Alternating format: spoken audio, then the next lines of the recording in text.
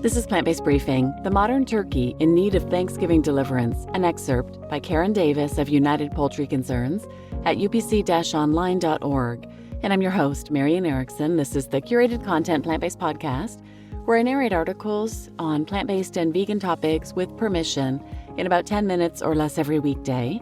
And I'm honored to have permission from United Poultry Concerns, from Karen Davis, to read her content. She has so much content that she has created. She has made such an impact in educating people and advocating for chickens, turkeys, domestic fowl.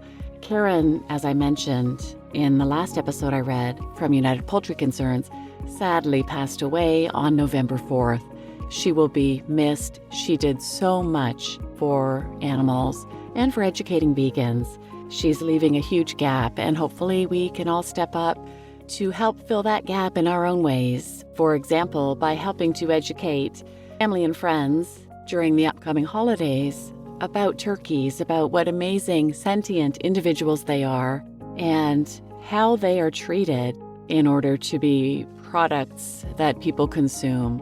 So now let's get to today's plant-based briefing and let Karen Davis educate us some more. The Modern Turkey in Need of Thanksgiving Deliverance, an excerpt by Karen Davis of United Poultry Concerns at upc-online.org. At a distance, turkeys look like otherworldly visitors moving gracefully through the grass. Close up, one sees their dark, almond-shaped eyes and sensitive, fine-boned faces. In pre-Columbian times, over 10 million wild turkeys ranged in what are now the United States and Mexico. They thrived from forest to plain, needing only foliage cover for nesting, trees for roosting, food such as nuts, acorns, and grass, and water. Destruction of much of their natural habitat and heavy hunting drastically shrank their numbers and original range.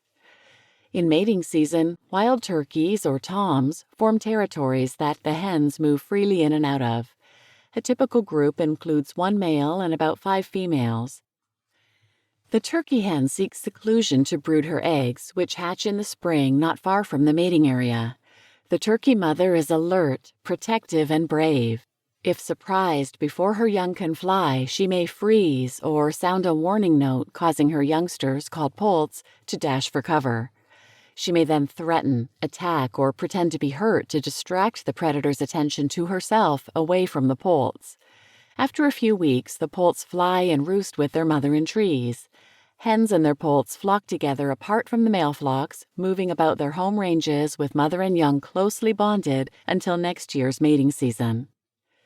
Like their wild relatives, domestic turkeys are unsuited to the harsh turkey confinement systems in which 15,000 or more birds with 3 square feet of floor space each are forced to sit and stand in filthy litter, breathing burning ammonia fumes and lung-destroying dust.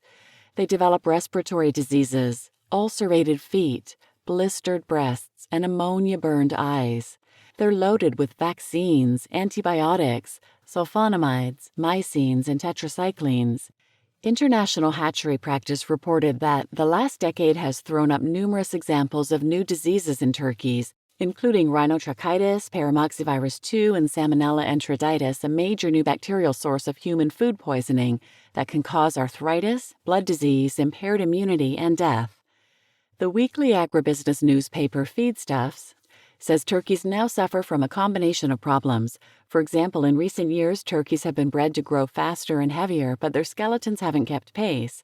They have problems standing and fall and are trampled on or seek refuge under feeders.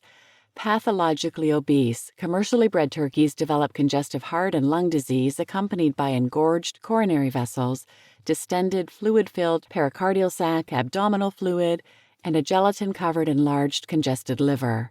Their hearts explode. Consumers could eat a diseased turkey or turkey part for dinner.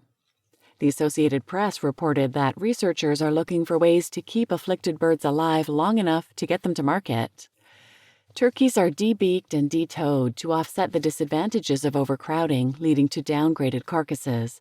Toes are amputated without anesthetic. Beaks are amputated with a hot machine blade.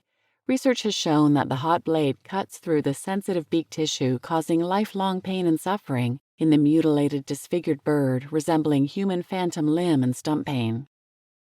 Modern turkeys are so heavy and misshapen that they must be artificially inseminated to reproduce. Obscenely, the males are quote-unquote milked of their semen by phallus-manipulating teams who stick it in the upside-down turkey hen's vagina with a hypodermic syringe or the operator's breath pressure blown through a tube. Artificial insemination spreads fowl cholera, a major bacterial disease of domestic turkeys. When they're between 12 and 26 weeks, turkeys are grabbed by catchers and carried by their legs upside down to the transport truck. Jammed in crates, they travel for hours without food, water, or protection from the weather to the slaughterhouse. There are no United States laws regulating turkey or other poultry transport. At the slaughterhouse, turkeys are torn from the crates and hung by their feet from shackles, head down on a movable metal rack. Torture for a heavy bird especially. They may or may not be stunned, whether by a handheld stunner or an electrified water bath through which their heads are dragged. Many turkeys receive pre-stun electric shocks. Poorly stunned birds suffer intolerable pain, says a researcher in turkeys. Stunning includes a recovery phase. Turkeys can regain consciousness during this period of recovered respiration and heartbeat. Each year, thousands of turkeys suffer the added agony of badly cut necks, bleed out, and scald tank immersion, alive, conscious, and breathing. This year, it is to be hoped that the growing trend of alternatives to the traditional decapitated turkey with dead wings and leg stumps for the holiday dinner will continue. I think turkeys would agree. You just listened to The Modern Turkey in Need of Thanksgiving Deliverance, an excerpt by Karen Davis of United Poultry Concerns at upc-online.org. And I'm your host, Marian Erickson, forever grateful for Karen Davis and all of her contributions. I have recorded a number of episodes written by Karen and a number about turkeys as well.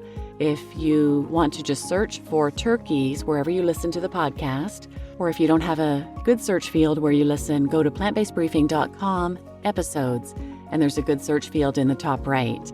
So please share this episode with anyone who might benefit, and thanks for listening.